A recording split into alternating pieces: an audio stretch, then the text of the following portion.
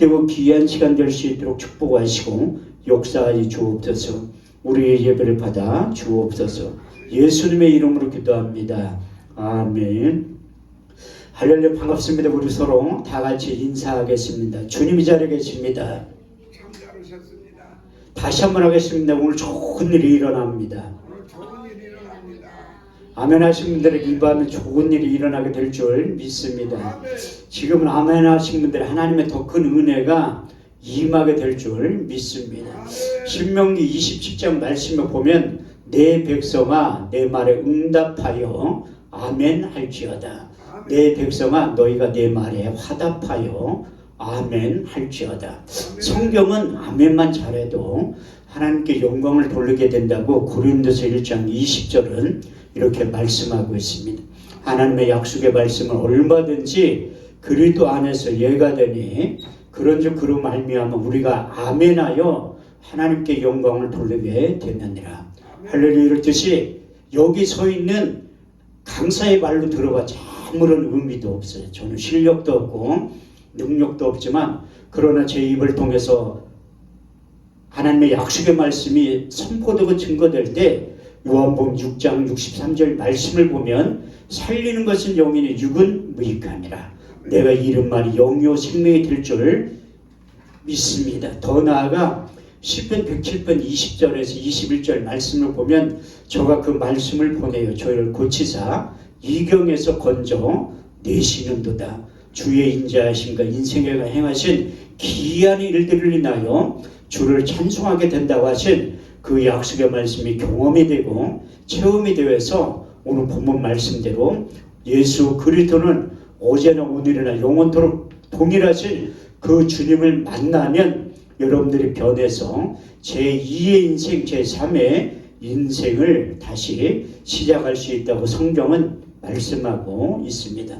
우리 주님께서는 지금도 예배자들을 찾고 계세요. 우리가 정부가 예배 드리지 하지 말라고 할 그런 환경이 처해질 줄 누가 알겠습니까? 지금부터 3년 전에 코로나19가 한참 유행할 때 떠들썩하게 인천의 모 지역에서 언론에 대서 특별히 됐을 때 그 중심에 제가 있었어요. 그런데 언론에서 저는 쏙 빼고 다른 목사님들하고 교회만 나오게 됐는데 제가 거기에서 갔다 온 거예요. 토요일날 갔다 왔는데 시청에서 연락이 온 거야. 거기 갔다 오셨죠? 그래서 그렇다고 하니까 내가 어떻게 알았냐니까 핸드폰 위치 추적하면 다 나온다는 거야. 그래서 거기 가서 뭐하고 왔냐고 하더라고. 목사가 예배 드리고 왔지 뭐 했냐고. 그런데 거기 한 30명 정도의 사람이 있었는데 5명의 그 목사님들이 찬양 인도할 때 그분들도 다 코로나 확진자예요. 사회본 목사님도 코로나 확진자. 나 집에 가라고 갈 때 똥 먹으러 준 사모님도 확진자야. 근데 시청에 연락이 와가지고 빨리 검사 받으러 갔는데 다행히 제가 음성으로 나온 거예요. 음성으로. 그래가지고 제가 정부에서 40만 원 자가격리 그 지원금을 받으면서 성경 일독을 한 거예요.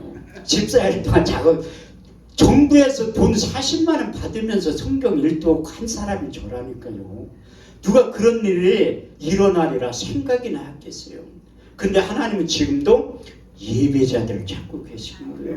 우리 주님께서 사마리아 여인에 찾아가서 예배의 민주화를 시킨다면 이런 유명한 말씀을 하신 거예요.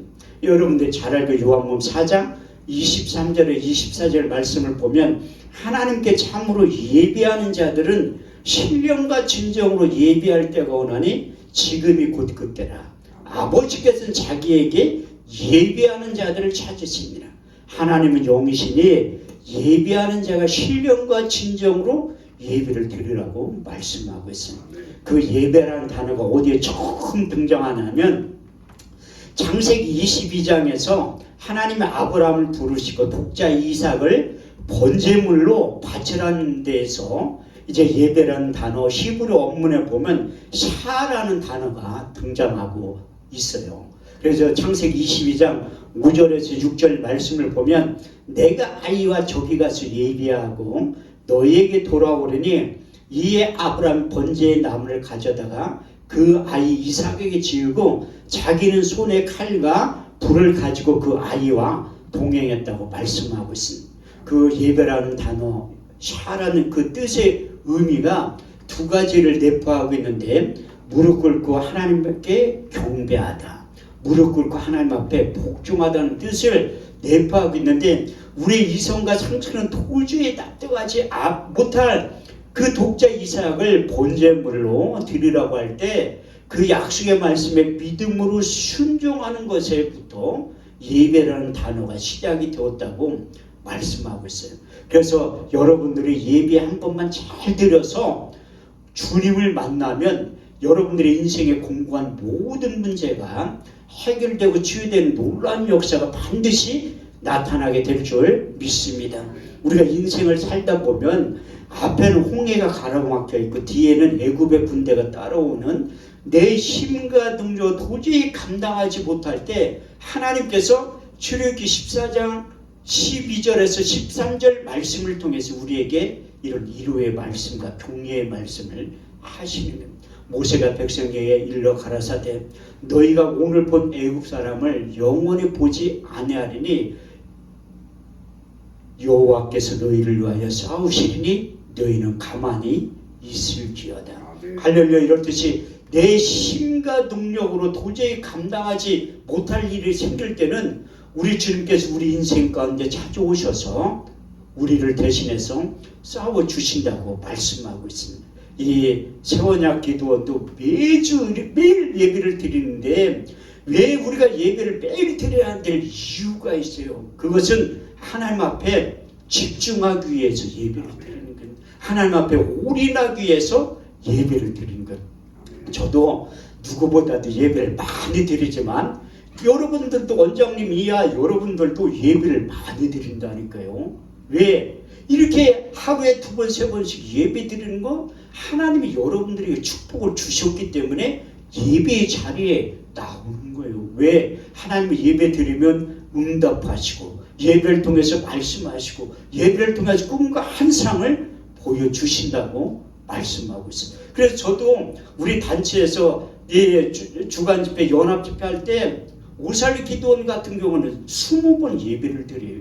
우리 원장님도 옛날에 양평 기도원하고 수동 기도원 조광사를 많이 오셨는데 거기에서 예배 드릴 때 양평 기도원도 20번 예배를 드려요. 수동 기도는 한 17번, 16번 예배를 드리지만 근데 저는 한 번도 안 빠진다니까. 저도 여기 몇 번 와봤지만 우리 원장님도 한 번도 안 빠지더라고요. 근데 하나님은 언제 응답하시고 언제 역사하실지 모른다니까. 오늘 저녁에 여러분들의 기도 제목을 응답하실 수도 있고 내일 오후에 내일 저녁에 또 수요일날 목요일날 응답하실 수도 있다니까. 그리고 여러분들이 빠지지 않고 다 참석을 해야 된다니까. 그래서 7번 이번 주간 예배를 드리는데 하나님이 오래 보고 있다가 예배자들 찾으신 다음에 그 안에서 역사를 하는 거예요. 그래서 매일매일 예배를 드렸던 사도 바울도 로마서 12장 1절에 2절 말씀을 기록한 거예요. 그러므로 형제들은 내가 하나님의 모든 자비하심으로 너희를 권하노니 너희 몸을 하나님이 기뻐하신 거룩한 산제사로 드리라. 이는 너희 드릴 영적 예비니라. 너희는 이 세대를 본받지 말고 오직 마음을 새롭게 함으로 변화를 받아 하나님의 선하시고 기뻐하시고 온전하신 뜻이 어디에 있는지 밝게 깨달아 알 수 있는 신앙의 안목을 예배를 통해서 활짝 열어주신다고 말씀하고 있습니다. 그래서 사도 바울은 누구보다도 예배를 많이 드렸던 사람이기 때문에 하나님이 공급하신 힘과 능력을 받아서 사역을 감당했다고 그는 고백하고 간증하고 있습니다. 사도 바울도 사역을 감당할 때 이 힘들고 어려운 일이 많이 있었지만 하나님께서 그 인생의 모든 문제를 해결해 주셨다고 고백하고 있습니다. 고린도서 4장 8절에 9절 말씀을 보면 우리가 사방 우겨쌈을 쌓여도 쌓이지 아니하고 답답한 일을 당하여 낙심하지 아니하고 핍박을 받아도 버림받지 아니하고 ቁ뜨림을 당하여도 망하지 않게 된다고 말씀하셨고 또 한 번 고백하고 간증하고 있는데 고린도서 6장 9절에 10절 말씀을 보면 무명한 자 같으나 유명한 자요 죽은 자 같으나 우리가 살고 징계를 받은 자 같으나 우리가 죽임을 당하지 아니하고 근심하는 자 같으나 항상 기뻐하고 가난한 자 같은 많은 사람들을 부유케 하고 아무것도 없는 자 같으나 모든 것을 바울에게 그런 삶을 사역을 할 수 있게 만들어 주셨던 그 전능하신 하나님이 여러분들에게 동일한 은혜와 역사가 반드시 나타나게 될 줄 믿습니다. 저는 7번의 설교를 통해서 내가 만난 주님에 대해서 자랑하려고 여기 온 거예요. 제가 고등학교 2학년 때 말도 안 되는 방법으로 교회에 나가기 시작한 거예요.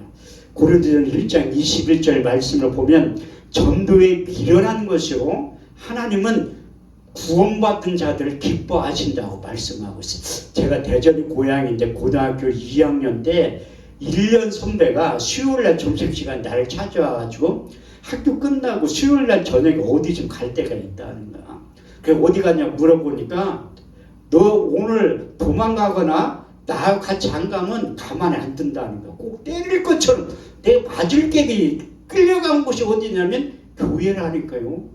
대전 신림동에 있는 초원 장로교회에 내가 끌려간 거예요. 거기 가서 처음으로 고등학교 2학년 때 예배를 드렸는데 내가 뭐를 알겠어요. 한 번도 교회를 가본 적이 없는데 근데 하나님이 지금 생각해 보니까 하나님 나를 그때 구별하여 선별하여 나를 뽑았다니까요. 그래서 제가 원래 새벽잠이 참 많은 사람인데 이제 새벽에 딱 그 다음날 목요일날부터 새벽 예배에 참석하기 시작한 거예요. 새벽 예배에 참석하기 시작한 거야. 그런데 그때는 다 못 살았잖아요. 우리가 집이 두 칸 있는데 7남매야.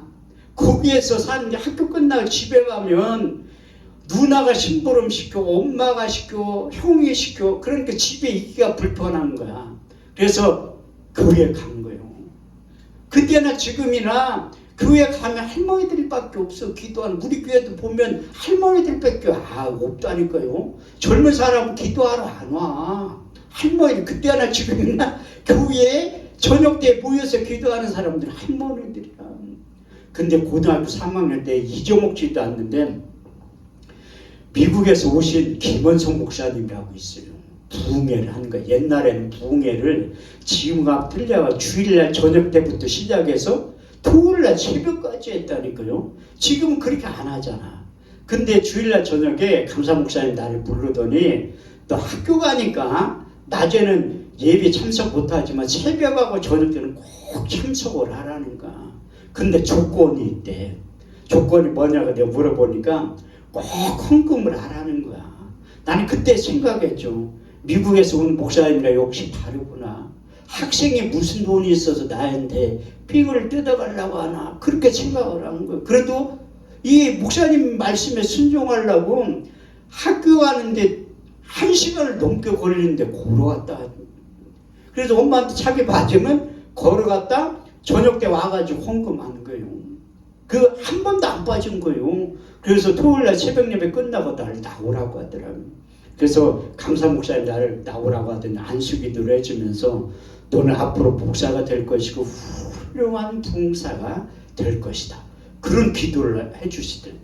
나는 그때 담임 목사님하고 짜고 내가 서울로 대학교를 갈 갭이 못 가게 만져본다고 저런 얘기를 하는구나. 아이 미국에서 온 강사 부흥사 목사님이 담임 목사님이 짜고서 왜 나한테 저렇게 교회에 잡아놓으려고 저렇게. 근데 그 말씀이 떠나지 않는 거예요. 고린도 10장 5절 말씀을 보면 생각을 사로잡아 그리스도께 복종시. 그래서 제가 일찍이 신학교에 입학을 한 거예요. 그런데 목회를 지금 했으면 상당히 목회를 오래 했는데 저쪽 동네에 갔다가 회개하고 돌아온 지 20년 됐다니까. 20년. 그런데 내가 우리 신학교 다닐 때는 신학교 졸업 받으면 금방 목사 안수를 줬어요. 지금은 그렇게 안 주지만. 그렇게 목회를 시작했으면 벌써 30년을 넘게 목회를 한 거지. 그런데 제가 목회 시작한 횟수로 딱 20년 된 거예요. 20년 되면 얼마 안 된 거예요. 제가 지난달에 그 300명 모인 교회에 혼신 예배 인도하러 오라고 해서 딱 하니까 거기가 큰 교회더라고요. 그런데 담임 목사님 계셔서 난 첫 대면에서 인사하니까 차 한잔 먹으면서 목사님 하시는 얘기 목회 몇 년 했냐 물어보더라고요. 20년 했다니까 자기는 40년 했대. 40년. 네, 그래서 존경 20년 하는데도 얼마나 우여곡절이 많은데 그래서 40년 했다니까 저보다 2배 이상 목회를 하셨잖아요. 내가 존경스럽다는 거예요. 근데 그 담임 목사님한테 은퇴할 시기 얼마 남지 않았는데 어떻게 40년 동안 목회를 할 수 있냐니까 그 비결 좀 내가 가르쳐 주려고 했어요. 하나님의 은혜로 했다는 거예요. 은혜로. 저도 20년 해보니까 하나님의 은혜로 한 것 같더라고요. 그래서 처음에 제가 목회를 시작할 때 제 나름대로 인물되지 실력되지 능력되지 하나님은 반드시 압구정동이나 청담동 서울 한복판에 날 개척시켜 주실 것이다. 이렇게 착각을 한 거예요. 이사야 55장 8절에 9절 말씀을 보면 내 생각은 너의 생각과 다르며 내 길은 너의 길과 달라서 하늘이 땅보다 높은 같이 내 생각은 너의 생각보다 높으니라. 제가 분당에 15년 살았는데 지금의 태평 사동 그렇게 못 사는 동네가 있는지조차도 몰랐는데 하나님은 거기에서 교회를 개척시킨 거예요. 돈 좀 있을 때 교회를 개척시켜주면 얼마나 좋을까. 물질이 깨끗할 때 교회를 개척하게 되면 물질이 깨끗한 게 뭐냐면 돈이 한 푼도 없다는 거야. 돈이 한 푼도 없으니까 오히려 속이 편해. 이만 쳐다보는 거예요. 저도 지방에 임원을 오래 해서 이제 이전 예배나 설교 예배 많이 가는데 돈 가지고 시작한 목사님들은 3년 지나면 없어져. 돈 떨어지면 목표 못한다니까요. 사람 의지했던 사람들은 사람 떠나면 못해. 저는 빚져야 본전이라니까요. 빚 2억 가지고 목회를 시작했으니까 망해야 본전이야. 근데 내가 교회를 개척하기 전에 우리 주님을 만난 적이 없잖아요. 사도행전 1장 1절에 8절 말씀을 보면 대오불려 내가 전에 쓴 글에는 그리스도께서 행하시며 가르치기를 시작하신부터 택하신 사도들에게 성령으로 명하시며 승천하신 일까지의 일을 기록하였느라.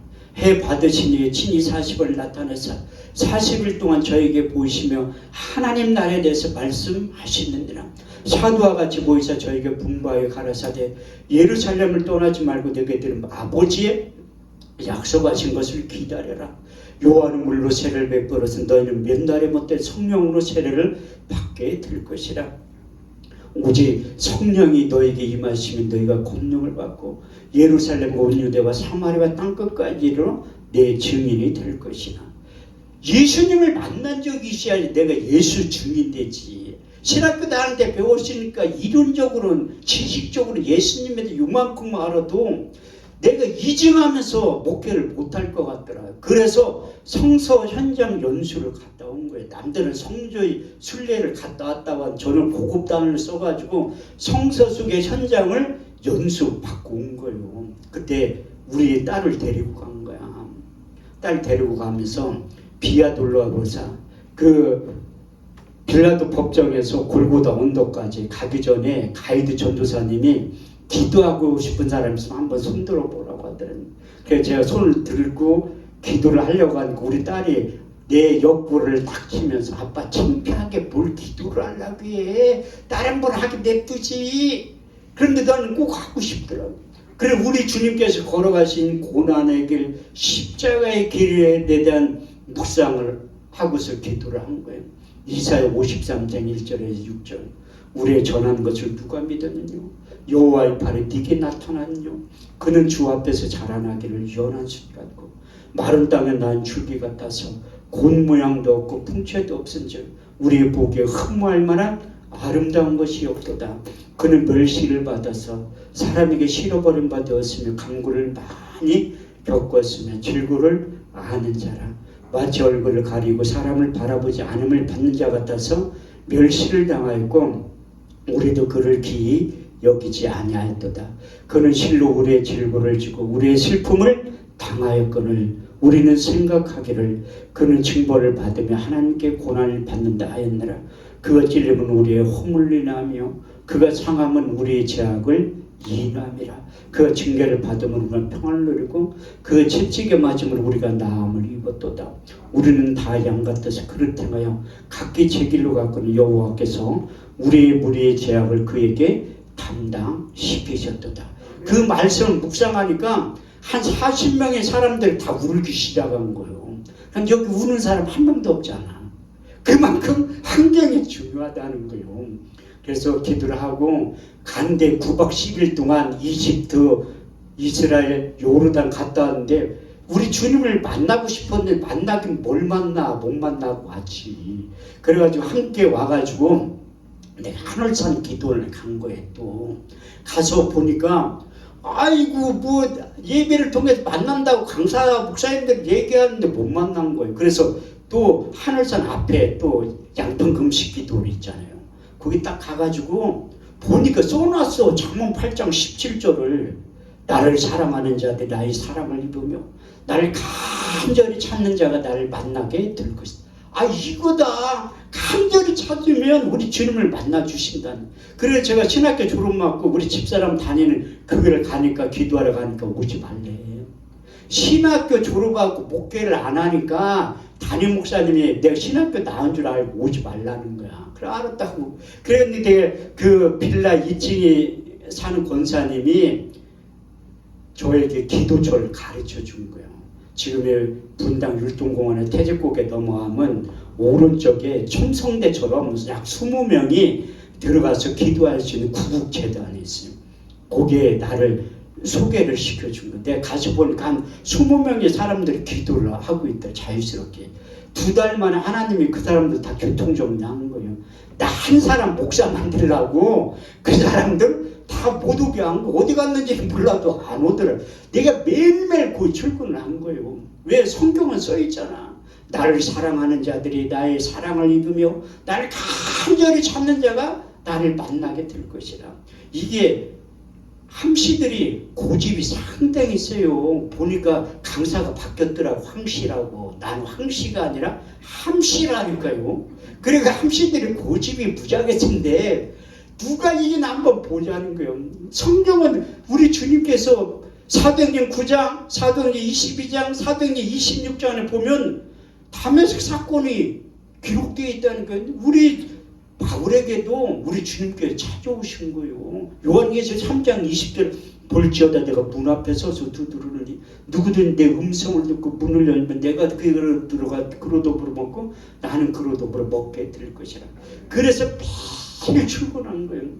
우리 집사람이 나한테 얘기를 한 거야. 아니 실업자가 매일 어디 가니? 알 거 없다고. 그랬더니 내가 한참 기도하고 있는데 누가 쑥 들어온 거 보니까 집사람이야. 혼자 여기서 꼼꼼한 데서 뭐하고 있니? 아니 뭐하고 있냐고 기도하고 있지. 성경 보고. 그리고 14개째 되는 어느 날 바울에게 찾아오셨던 주님이 나 인생 가운데 찾아오신 거예요.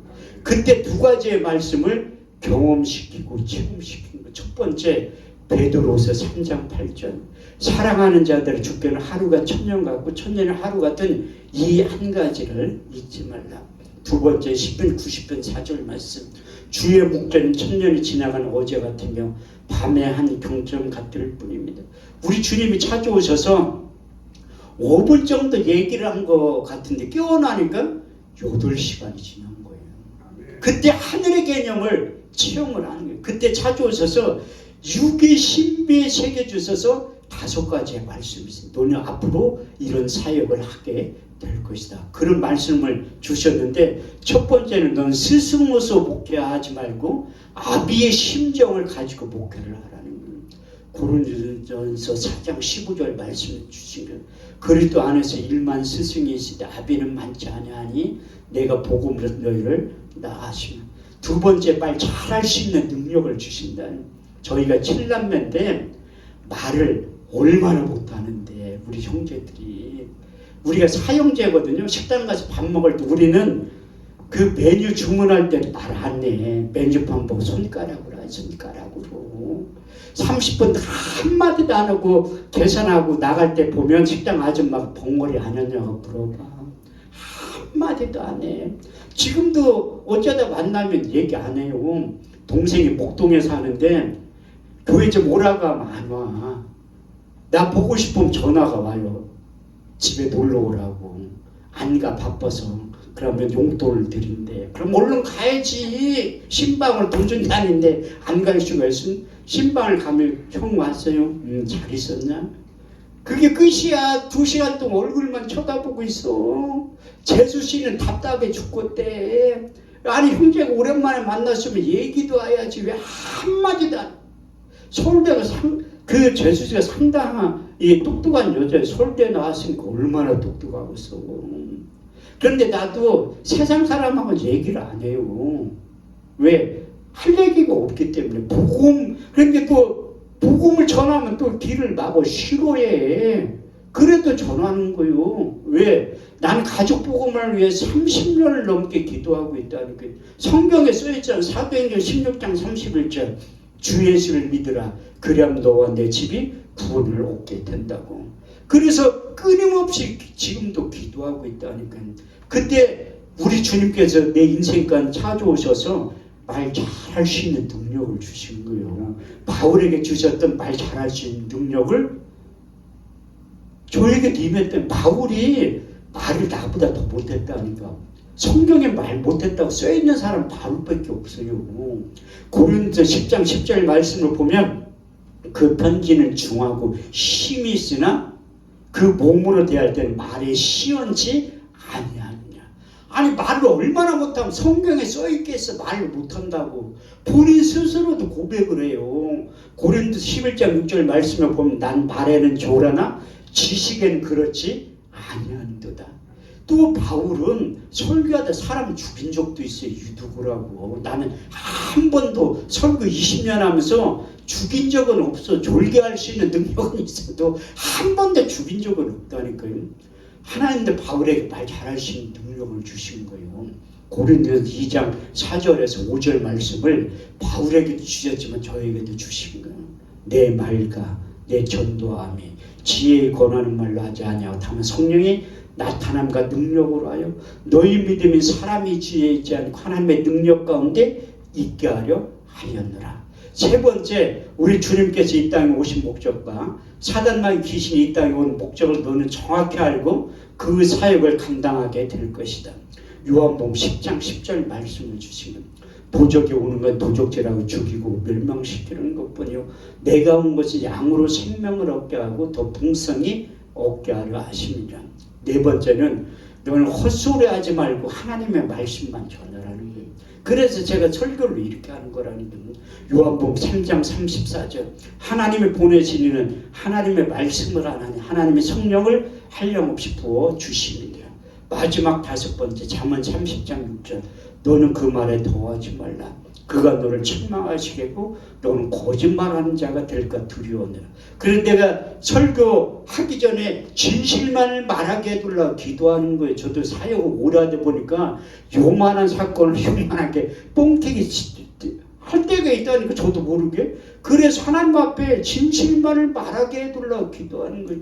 그 다섯 가지 말씀 6의 신비에 새겨준 다음에 너는 고린도전서 2장을 전체를 묵상하라. 그래서 내가 또 묵상하기 시작한 거예요.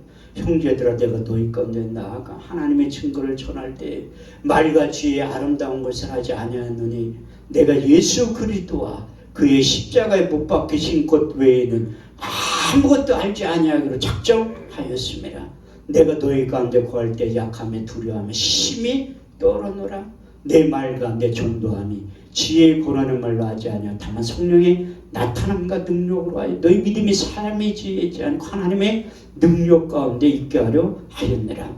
우리가 온전한 자들 중에 지혜를 말하느니 이 지혜는 이 세상에 없을 지혜가 아니요 가난들의 지혜가 아니요 오직 비밀한 가운데 있는 감추었던 것인데 하나님의 우리를 위하여 만세전에 미리 정하신 것이라. 이 지혜는 이 세대에 관한 하나도 알지 못하였나니 만일 알았더라면 영광의 주를 십자가에 못 박지 아니하였으리라. 기록된 바 하나님이 자기를 사랑한 자들을 위하여 예비하신 모든 것을 눈으로 보지 못하며 귀로도 듣지 못하며 또 마음으로 생각지 못하였던 것 같으니라.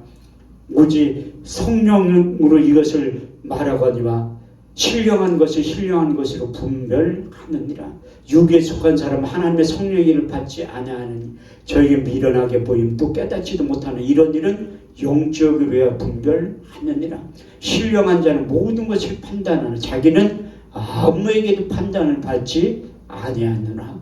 누가 주의 마음을 알아서 주를 가르치겠느냐. 그러나 우리가 그리스도의 마음을 가졌느니라. 너는 그리스도의 마음을 항상 바울이 주의했던 것처럼 그리스도의 마음과 심정을 가지고 사역을 하라고 감당하시고, 그래서 제가 20년째 사역을 하는데, 그래서 성남에서 교회를 개척했는데 내 나름대로는 서울 한복판에서 해보고 싶었던 거예요. 그런데 하나님의 생각과 내 생각은 항상 달라. 지금 다르지만. 그런데 나는 그 생각에 맞춘 거예요. 그리고 교회를 개척했는데 금방, 난 전도사 때 교회를 개척했거든요. 교회 개척하면 3년 만에 한 1000명 될 줄 알았어. 아니, 목사님들이 왜 이렇게 전도를 못해? 내가 하면 금방 3년이면 1000명 될 줄 알았다니. 근데 웬걸 교회 개척하고 나서 한 달 만에 내가 세상에서 가장 빠른 새를 발견한 거예요. 그게 월세야. 월세. 한 달에 4번 예배 드리면 임대료 내야지, 전기세 내야지, 가스비 내야지. 그러니까 우리 딸이 제가 교회 개척하고 잘 집이 없어가지고 10년 동안 교회 바닥에서 산 거예요. 우리 딸이 아빠 우리는 언제까지 이렇게 살 거야? 언제까지? 목사의 자녀는 하나님이 책임져. 걱정하지 마. 네 인생 하나님이 책임질 거야. 먹혔지. 초등학교하고 중학교 다닐 때. 중학교 입학해서 내가 새벽 예배 끝나면 커피포트에 물 끓이는 거예요. 고생 안 해본 목사님들은 몰라. 뜨거운 말 안 나오냐. 아니 왜 안 나와? 나오지. 가스비가 끊겨지니까 안 나오는 거지. 커피포트에 물 끓여가지고 주는 거예요. 그래서 딸내미한테 야 저녁 때 좀 머리 좀 감어. 왜 꼭 아침에 머리가 또 기집애라 붕 떠서 안 된대. 아침에 감아야지. 그렇게 중학교 3년 시절을 겪은 거예요. 고등학교 딱 입학하자마자 입학식 끝나고 와가지고 목사님 나하고 할 얘기가 있대. 우리 딸이 31살인데 나한테 목사님이라고 해본 적 10번도 안 돼요. 최근에 내가 언제 들어봤냐면 코로나 백신 3차 맞고 죽기 일보 직전에 전화가 온 거예요. 목사님 나 좀 살려달라고. 죽을 것 같다고. 왜? 육신의 한계에 부딪히면 아빠에서 목사로 변하는 거예요. 하나님 찾게 돼 있다니까. 육신의 한계에 부딪히면. 엄마도 잠깐 와보래. 고등학교 입학식 끝나고 난 다음에 왜 그러냐니까 나는 이제 다른 교회 다닌다는 거야. 왜 그러냐니까 거짓말하는 목사 밑에서 신앙생활 못하겠다. 아니 목사의 자녀는 하나님 책임진다고 했는데 삶이 하나도 안 변하니까 다른 교회 가고 싶다. 다른 교회. 우리 집사람도 요렇게 보고 있다가 자기도 다른 교회 가고 싶대. 교회 부흥이 너무나 안 되니까. 근데 하나님이 내가 성남의 교회를 개척하신 이유를 한참 뒤에 깨달은 거예요. 새 사람 순복음교회라고 크게 간판을 걸어놨잖아요. 그게 브랜드의 힘이야. 조용계 목사님이 능력이 있지 나 같은 사람이 무슨 능력이 있어. 근데 사람들이 기도받으러 오더라고요. 지금은 실비보험이 하나님이야. 기도받으러 안 온다니까요. 저도 교회도 하고 기도원도 하지만 기도원에도 안 와. 육신의 한계에 부딪히면 와. 최근에 어떤 목사님이 세브란스 병원에서 안 밝게 환자 여자분을 2명을 데리고 와서 기도해 보려고 환자복 입고 몰래 도망왔대. 살고 싶어서. 왜? 그분들 다 실비보험이 있어요. 그러니까 병원부터 갔는데 의사가 못 고친다고 하니까 기도원에 찾아온 거지. 그래도 제가 의대 출신이라니까요. 그러니까 여러분들이 저 목사가 강사가 성경을 상당히 여러분들이 한 주간 동안 집회 참석하면 성경 구절이 몇천 절은 나와요. 하나님 저에게만 주신 특별한 은혜라니까. 제가 집회 끝나고 나면 자꾸 물어봐. IQ가 몇이냐고. 그런데 검사를 한번 해본 적이 있어요. 그런데 제가 양평기도원 주강사였었다니까 지금 없어졌어도 제가 105번 설교했어요. 105번 설교하면 많이 한 거라니까요. 제가 매 주일날 집회를 2년을 한 사람이에요. 양평기도 문 닫을 때 금요 철야하고 토요 집회를 제가 하고 토요일날 2시 반에 설교하고 주일날 문 닫은 거예요. 그런데 제가 우살기도원도 주광사라니까 어떤 분들은 우살기도원 2-3번 하고 또 주광사 저는 25번 설교해봤어요. 올해 3번 설교해봤다니까. 자체 성회할 때도 3번 불려갔다니까요. 자체 성회는 아무나 안 불러요. 거기 가면 강사료도 줘요. 45만 원. 내가 비서한테 물어봤어. 아니 강사료가 50만 원이면 50만 원이면 45만 원 주냐니까 부가세 10% 5만 원 띄고 45만 원 주는 거야. 그래가지고 거기 성남의 교회를 개척한 사람들이 많이 오는 거야. 근데 내가 너무 비참한 게 뭐냐면 그 전에 자꾸 IQ 검사를 받으라고 해야 돼. 한번 받은 적이 있어요. 검사 결과가 나왔는데 200 나왔어. IQ가 상당히 좋죠. 나 혼자 200이 아니라 우리 딸하고 합쳐가지고 200이라는 거야. 앞에 계신 분보다 내가 우리 원장님보다 벌이는 훨씬 나쁘다니까. 근데 내가 한 주간 동안 성경 암송한 원리에 대해 말씀을 드리려고 한다니. 원장님도요 연세가 70 넘었어도 나보다 훨씬 많이 묵상할 수 있다니까요. 왜? 그래서 여러분들을 내가 예고편으로 하는 거야. 내일 저녁에 말 잘할 수 있는 능력도 하나님 주신 거 말씀드리려고 하고 성경 암송을 잘하는 방법에 대해서 내일 저녁에 설교를 하려고 해. 왜? 아이고 이렇게 해야지 또 오지. 내가 뭐 설교를 잘하는 목사도 아닌데 그래도 아주 집회를 한다니까요. 하나님이 오래 불러가지고 다 쓰임받게 하는 거예요. 그래가지고 이게 사람들이 안수만 하면 죽어. 근데 사람들이 기도받으러 많이 와요. 못 사는 동네라 실비보험도 없고 병원 갈 돈이 없으니까 기도받으러 오는 거예요. 기도받으러. 왜? 이래 저거나 저래 죽거나 마찬가지요. 기도는 한번 받고 죽어보자 이거야. 그런데 믿는 자들에 따른 표적 5가지가 써있잖아요. 마가복음 16장 17절에 18절.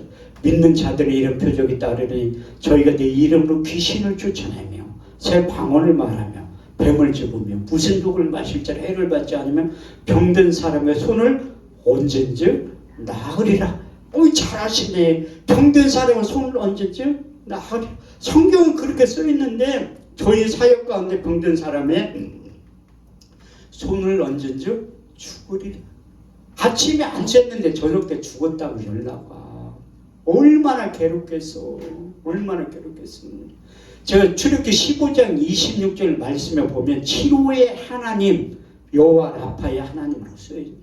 너희는 너희 하나님 여호와의 말씀을 청종하고 나의 복에 의를 행하며 내 계명에 귀를 기울이고 내 모든 규례를 지켜 행하면 내가 애굽 사람들의 모든 질병의 하나라도 너에게 내리지 아니하리니 나는 너희를 치료하는 여호와 하나님이라.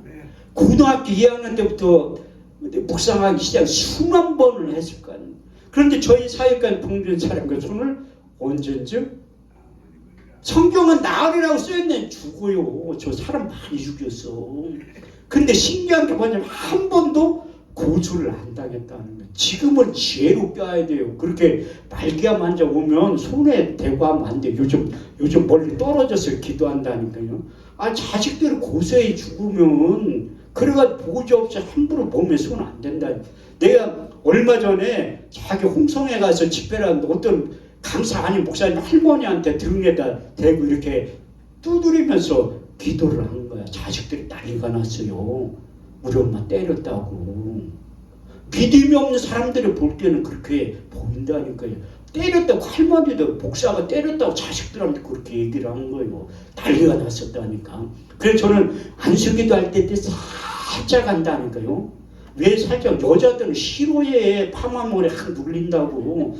남자들은 조심해야 돼. 안수기도 확 누르면 가발 확 벗겨진다니까. 요즘 가발 쓴 남자들 얼마나 많아. 그래서 난 살쪽대고 하는 거예요. 그때부터. 그런데 너무 괴로운 거야. 근데 하나님이 내가 아무것도 할 줄 모르니까 나를 천국병원 의대에 입학을 시킨 거예요. 제가 지금도 그 의사 신의에 가서 설교를 할 때 내가 나도 의대 출신이라고 하면 자꾸 물어봐. 어떤 의대 나왔냐고. 아이 우리나라 제일 의대 나왔다 하니까 뭐 서울대 나왔냐 고려대 나왔냐. 난 그거보다 훨씬 좋은 의대 출신. 어디 나왔냐. 아, 나 예수님이 만든 천국병원 의대 출신이라니까요. 나 의사 면허도 있어요. 우리 원장님도 있어. 아니 성경에 써있다는데 그런 걸 다 얘기를 하려고 여기 오는 거라니까요. 근데 하나님이 나 천국병원 의대에 입학을 시키면 신부전증 할머니를 보낸 거야. 기도를 해둘라고. 난 이제 기도 못해. 못한다고 얘기하는 거 왜? 아, 오랜만에 새 신자가 왔는데 죽으면 어떻게 안수해서 못한다고 한 거지. 내가 투석 어디로 받으러 가냐니까 개포동으로 가니 개포동. 그럼 새벽 예배 끝나면 오세요. 내가 모셔다 드릴 테니까. 아예 목사님 바쁜데 나를 어떻게. 나 하나도 안 바쁘다고. 신방 가고 싶어도 갈 때가 있어야지. 우리 집사람하고 딸밖에 없는데 신방 받을 사람이. 그래가지고 그 할머니 지금도 투석 받는 사람이 일주일에 3번 받아요. 내가 그분을 모시고 6개월 모시고 다닌 거야. 일주일에 3번씩.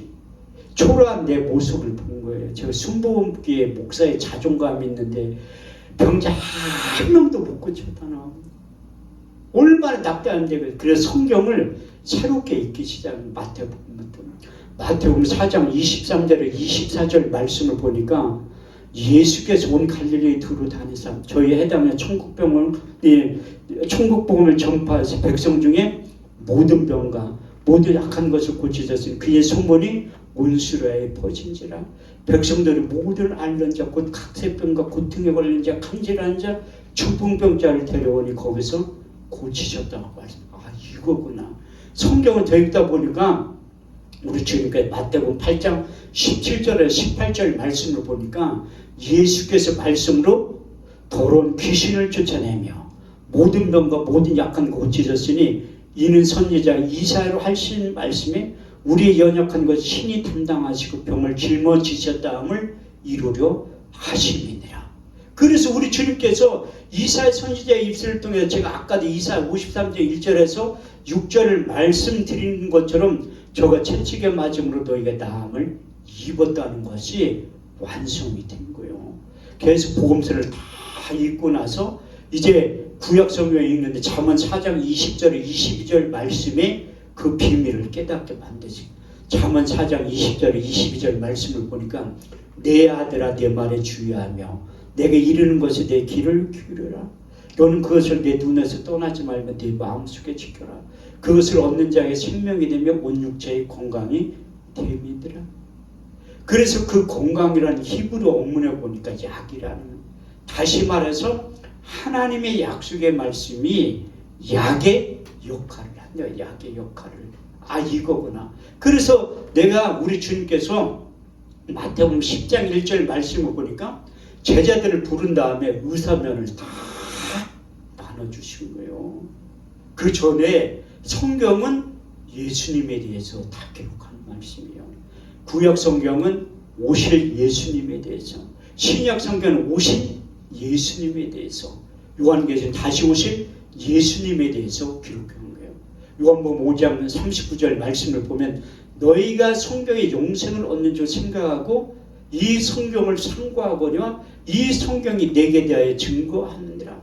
요한복음 20장 31절 말씀을 보면 성경을 기록한 목적에 대해서 말씀하고 있는데 오직 이것을 기록하면 너희로 예수로 하나님의 아들 그리스도이심을 믿게 하려 하며 또 그 이름을 힘입어 영생을 얻게 하려 하십니다. 바울이 우리 주님을 만난 다음에 그리스도의 비밀의 탄생의 비밀에 대해서 이렇게 기록하고 있습니다. 로마서 1장 1절에 4절 말씀을 보면 그리스도의 종 바울은 사도로 부르심을 받아 하나님의 아들로 특정함을 입었으니 이 복음은 하나님이 그의 아들에 관하여 선지자들로 말미암아 성경에 미리 약속하신 것이라. 이 아들로 말하면 육신은 다윗의 혈통으로 나셨고 성결의 영혼은 죽은 자 가운데서 부활하여 하나님의 아들로 인정되신 바 되셨으니 곧 우리 주 예수 그리스도라고 말씀하고 있습니다. 요한일서 1장 1절에 3절 말씀을 보더라도 태초에 생명의 말씀에 관하여는 우리가 귀로 들은 바요 눈으로 본 바 주목하고 손으로 만진 바라. 우리가 이 영화는 생명을 보았고 증거하여 너에게 전하노니 아버지와 함께 계시다가 우리에게 나타나신 바 대신 그분이 예수 그리스도라고 말씀하고 있습니다. 그래서 구약 성경에 선지자의 입술을 통해서 말씀이 육신에 오신 예수님에 대해 300번이 넘게 기록되어 있습니다. 그 대표적인 이사야 선지자의 입술을 통해서 3번에 걸쳐서 말씀이 육신에 오신 예수님에 대해서 예언의 말씀을 하시는 첫 번째 이사야 7장 14절 말씀을 보면 주께서 친히 징조로 너에게 주실 것이요 보라 처녀가 잉태하여 아들을 낳을 것이요 그 이름을 임마누엘 하리라. 그 예수의 오심과 존재에 대해서 두 번째 예언의 말씀이 이사야 9장 6절 말씀을 보면 한 아이가 우리에게서 낳고 한 아들을 우리에게 주신 바 되었는데 그 어깨는 정사를 메었고 그 이름은 기묘자라 무사라 전능하신 하나님이라 영존하신 아버지라 영광의 왕이라 할 것입니다. 마지막 세 번째 이사야 53장 1절에서 6절 말씀이에요. 그런데 하나님께서 성경을 통해 약속하신 것은 하나님의 때에 하나님의 방법으로 반드시 나타난다고 약속하고 있습니다. 시편 89편 34절 말씀을 보면 내 언약을 파하지 아니하고 내 입술에 낸 것도 변치 아니하리라. 여러분들이 잘 알고 있는 민수기 23장 19절 말씀을 보면 여호와는 인생이 아니시니 거짓말을 하지 아니하시고 인자가 아니시니 후회가 없으시도다. 어찌 말씀하신 바를 행치 아니하시고 하신 말씀을 실행치 아니하시랴. 그래서 이사야 선지자 입술을 통해서 3번에 걸쳐 예언했던 말씀이 700년이 지나서 나타나기 시작한 거예요. 가장 정확하게 묘사한 장면이 마태복음 1장 18절에 23절 말씀인데 예수 그리스도의 나심은 이러하니라. 그 모친 마리아가 요셉과 종을하고 동거하기 전에 성령으로 잉태된 것이 나타났더니 그 남편 요셉은 의로운 사람이라. 저를 드러내지 않고 가만히 끊고자 생각할 때에 주의 사자가 현망하게 가라되 다윗의 자손 요셉아 네 아내 데려오기를 무서워 말라. 그의 잉태되면 성령으로 된 것이라. 아들을 낳으니 그 이름을 예수라 하라. 이는 자기 백성을 저희 죄에서 구원할 자이심이라. 이 모든 일에 된 것은 선지자로 하신 말씀을 오늘과 같이 이루려 하심이니라. 볼지어다 처녀가 잉태하여 아들을 낳을 것이요 그 이름을 임마누엘이라 하리라 하셨으니 이를 번역한 즉 하나님이 우리와 함께 하셨느니라. 할렐루야. 예수 그리스도의 이름의 뜻이 자기 백성을 저희 죄에서 구원할 자이라고 말씀하고 있습니다. 사도행전 4장 12절 말씀을 보면 다른 일에서는 구원을 얻을 수 없나니 천하 인간의 구원을 얻을 만한 다른 이름을 우리에게 주신 일이 없다고 말씀하셨고 예수 그리스도의 이름의 비밀에 대해서 골로새서 2장 2절 3절 말씀을 보면 하나님의 비밀인 예수 그리스도 그 안에 지혜와 지식과 총명과 모든 감추어진 보화가 담겨져 있다고 말씀하고 있습니다. 여러분들도 예수를 주로 시인했기 때문에 이 자리에 앉아 계십니다. 사도 바울의 로마서 10장 9절에 10절 말씀을 통해서 많은 이들에게 예수를 소개하고 전파하고 입으로 고백하게 만든 거예요. 내가 만일 내 입으로 예수를 주로 시인하며 하나님께 죽은 자 가운데 살리신 것 내 마음에 믿으면 구원을 얻으리니 사람이 마음으로 믿어 의에 이르고 입으로 시인하여 구원에 이르게 된다고 말씀하고 있어요. 요한복음 1장 12절 13절 말씀을 보되 영접하는 자 곧 그 이름을 믿는 자들에게는 하나님의 자녀가 된 권세를 주셨으니 이는 혈통으로 육정을 사람의 뜻으로 난 것이 아니요 하나님께부터 다시 태어난 자들이라고 말씀하고 있습니다.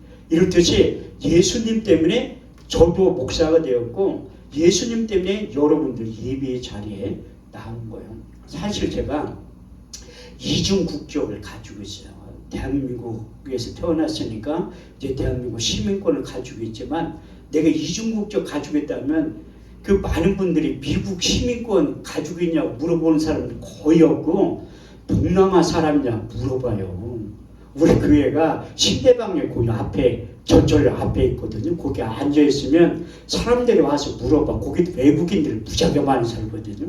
나한테 와서 한국에 와서 고생 많지 취직시켜 줄까? 그렇게 물어보는데 내 얼굴이 동남아 사람처럼 생긴 거야. 내가 태국이나 필리핀이나 이런 데 가서 한 번도 여권 보자고 한 사람이 없더라고요. 그게 하나님 나를 전 세계로 쓰임받기 위해서 내 어렸을 때 별명이 틱이었어요. 지금 틱이라고 하면 큰일 난다니까. 혼혈이라고 하지. 왜 하나님이 나를 지금 이렇게 겨울이라 얼굴이 그래도 허연한 거예요. 한여름 되면 얼굴이 새카만해. 그 한국 사람들 와서 술 취한 사람들 이렇게 와가지고 한국에 와서 고생 많지 취직시켜줄까? 야, 한국 사람이라고도 안 믿는다니까 자꾸 외국 사람이 이렇게 하는 그것도 하나님의 은혜예요. 내가 동남아 국적을 갖고 있는 게 아니라 내가 예수님 때문에 하늘나라의 시민권을 또 갖고 있는 거예요. 빌립보서 3장 20절 말씀에 보면 우리의 시민권은 땅에 있는 것이 아니라 하늘에 있는 거라는 거예요. 많은 분들이 미국 시민권이 있으면 엄청난 그거 수억 배 이상으로 좋은 거예요. 여러분들이 하늘나라의 시민권 이중국적을 가지고 있다는 데서 여러분들이 자부심을 가져야 된다니까요. 내가 여기서 보니까 난 예언 기도를 안 하거든요. 그런데 기도원 하니까 전화가 와가지고 아유 기도원 원장님 왜 그렇다니까 예언 나 못한다고. 그랬더니 기도원 원장이 예언 기도 인위적으로 하려면 얼마든지 하지. 여기 앞에 계신 분도 나하고 1시간만 얘기하면 집에 가서 집문서 갖고 와야 된다니까요. 거꾸로 얘기하면 하나님이 내가 못된 짓 할 게 하나님이 공내 하나님이 1%라는 걸 깨닫게 한 거예요. 그래가지고 엉뚱한 짓 안 한다니까요. 그래서 저는 사역하면서 하나님이 좋아하는 거 나도 좋아지게 하시고 하나님이 싫어하는 거 나도 싫어지게 하는 마음을 보려고 하는 거예요. 하나님과 동일한 마음, 일치한 마음 가지고 있어야지 엉뚱한 짓을 안 하지. 요즘은 수은 예언자들이 많은데 성경을 모르기 때문에 그래요. 제가 여의도 순복음교회 바울성전에서 이 간증 한 가지만 하고 내가 또 오래 하면 여러분들 내일부터 아무도 안 나올 것 같아가지고 빨리 끝내야지. 실력 없으면 일찍이라도 끝내야 되는데 그래서 내가 그 여의도 순복음교회 바울성전에서 집회를 한 적이 있다니까요.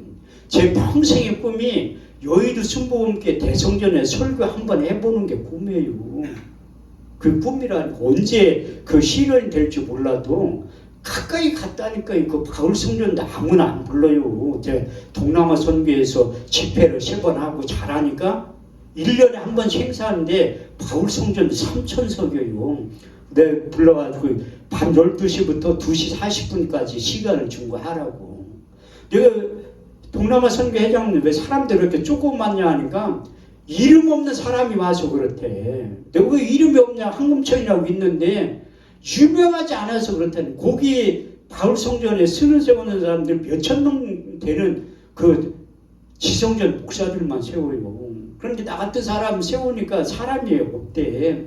그래가지고 내가 설교 20분 하고 기도 제목 써서 내라니까 강사가 현찮으니까 이제 한 20명 써서 냈더라. 내가 그거 가지고 다 제목 기도 보면서 기도를 해준 거예요. 차주항공 부르고 또 써서 내라니까 400명을 써서 냈다니까. 왜? 말씀을 가지고 기도를 해주니까 요한복음 15장 7절 말씀에 보면 너희가 내 안에 거하고 내 말이 너희 안에 거하면 무엇이든지 원하는 대로 거하라. 그래야면 이루리라. 저가 그 말씀을 보내 저희를 고치사 이경에서 건져 내시는 듯. 그래서 그 하나님의 약속의 말씀을 붙잡고 기도하면 응답이 빨리 있다니까요. 내가 저쪽에 내 독립문에서도 그 칠순잔치에서 설교를 하니까 어떤 의사 선생님이 자기 기도 모임 하는데 좀 오라고 하더라. 자기가 예언 기도를 해준대. 이 목사가 예언 기도 많이 안 모여도 현직 의사가 예언 기도를 해준다니까 사람들이 많이 모이더라. 내가 가가지고 그분은 평신도라 집사님이니까 안수를 못하잖아. 내가 설교 끝나고 안수 기도를 사람들은 다 거기에도 또 1%의 사람들이 모여있더라고. 또 그 예언 기도 받는 게 무식한 사람들이 받는 게 아니라 대학원 이상 나온 사람들이 그런데 더 관심이 많다니까요. 그런데 내가 나한테도 그 연기를 해준대. 나는 그런 거 믿지도 않지만 난 받을 필요 없게 자꾸 해준다. 그럼 한번 해보라니까 뭐 승금 등대가 보인다. 뭐 앞으로 잘 고맙다고 했지 잘 된다고 하는데 그래서 이제 그 권사님들한테 이 안수기들을 했는데 용하다 용해. 저쪽 동네에 사는 소리잖아요. 용하다는 소리는. 왜? 어떻게 자기 기도 제목을 다 맞췄냐는 거야. 그게 말씀의 비밀이거든요. 여러분들이 기도 제목 뭔지 나는 모르지만 우리 주님은 다 알고 계세요.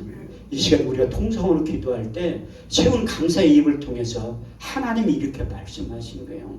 이사야 41장 10절 말씀을 보면 두려워 말라 내가 너와 함께함이라 놀라지 말라 나는 너희 하나님 됨이라 내가 너를 굳세게 하리라 참으로 내가 너를 도와주리라. 그렇게 말씀하신 분이 너희는 내게 기도하라는 거예요. 여러분들 잘 알고 있는 예레미야 33장 2절에 3절 말씀을 보면 이를 행하는 여호와 그것을 지어 성취하는 여호와 그 이름을 여호와하는 자가 이같이 말하노라. 너는 내게 부르짖으라 내가 내게 응답하겠고 내가 알지 못하는 크고 비밀한 일을 내게 보여주시다니. 이 밤에 여러분들이 기도하면 하나님이 응답하신다니. 이것만 해도 고맙고 감사한데 우리가 기도하면 우리 주님께 자기 이름의 명예를 걸고 일하신다는 거예요. 요한복음 14장 14절 말씀을 보면 너희가 무엇이든지 내게 구하면 내가 시행하리라. 요한복음 16장 23절 24절 말씀을 보면 너희가 무엇이든지 아버지께 구하면 내 이름으로 주시리라. 너희가 이제까지 아무것도 구하지 아니하였으나 구하라 그리하면 받으리 너희 기쁨이 충만하게 될 것이라. 우리가 기도하면 우리 주님께서 일하시고 우리가 기도하면 하나님께서 응답하신다. 이것만 해도 고맙고 감사한데 우리가 미처 기도하지 못한 것도 성령 하나님이 우리를 대신해 중보 기도해 주신다고 말씀하고 있어요. 로마서 8장 26절 27절 말씀을 보면 이와 같이 성령도 우리의 연약함을 도우시나니 우리가 마땅히 빌바를 알지 못하는 오직 성령이 말할 수 없는 탄식으로 저희를 위하여 친히 간구하신대로 마음을 감찰하시며 성령의 생각을 아시나니 이는 성령이 하나님의 뜻대로 저희를 위하여 친히 간구하십니다.